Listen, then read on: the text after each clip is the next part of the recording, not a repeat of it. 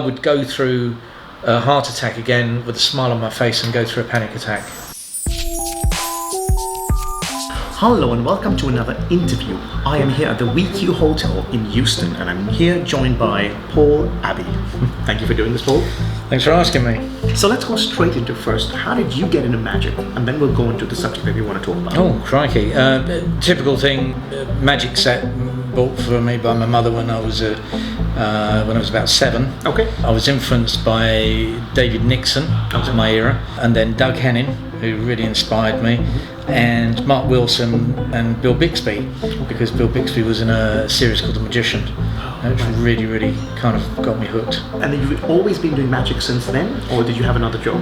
No, magic was, I just got hooked from very, very early age, but I always wanted to be an actor. I went to drama school when I was a teenager, and then in between that I did a load of shop jobs and stuff, but it was only because I lost a job, walked out of a job actually, and I got a part-time job in the marine trade selling boats, and I thought, well, what the heck, let's just really push my magic, and I phoned up 3 agents, I remember, on that year, and they gave me jobs straight away and never looked back.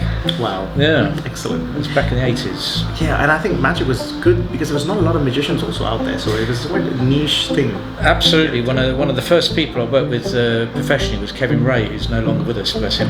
But I remember working with him at one of the hotels, I think it was the Dorchester that night, and he said, we're riding on the crest of a wave at the moment. He said, never going to see the like of it again, and it just snowballed from there. It was brilliant.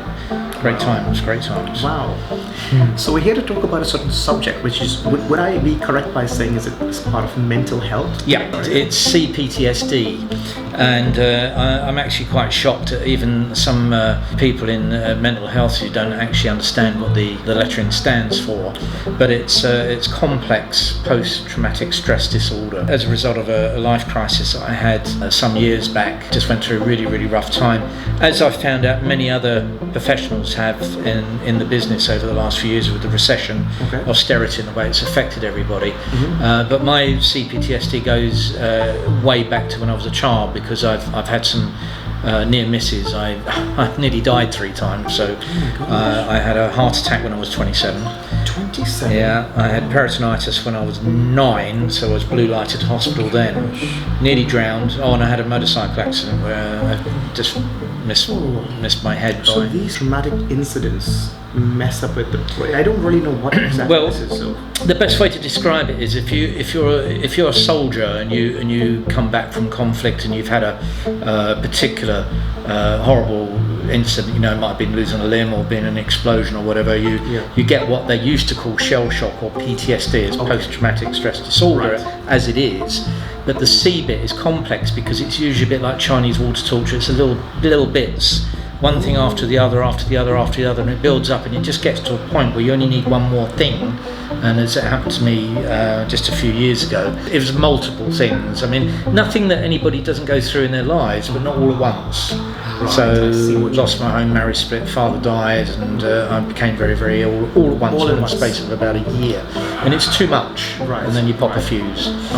Now the thing with PTSD is it's not easy to diagnose, but it's not easy to treat either. If you're in the military, they have all the psychotherapists and the right people to help you through all this, but out in Civvy Street as such, you don't. So the only treatment that you can get are either the basic NHS stuff, which is CBT or cognitive behavioural therapy, or counselling, which really isn't enough. You need to go into a bit more depth, and this is what I'm doing as a campaigner, as I'm a borough councillor now. My designation within my job is for community wellbeing and mental health. One of the biggest single things that's helped me get through it over the last few years is Tai Chi, because it employs a thing called Gong Chi meditation, and the nice fluid actions and the breathing techniques, which are actually now employed by the medical profession in the forms of mindfulness, which is just an edited version of it, basically.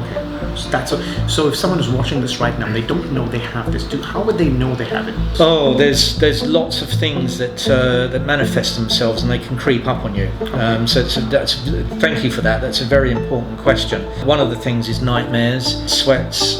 You find that anxiety builds up terribly, particularly in our profession as entertainers. It's very difficult to distinguish between normal anxiety or apprehension before you go onto stage, and that which is much more serious. Right. And that can manifest itself in just the journey alone. As we know, that the most difficult thing about what we do is actually getting to the job. Once we get there, what we do second nature as professionals.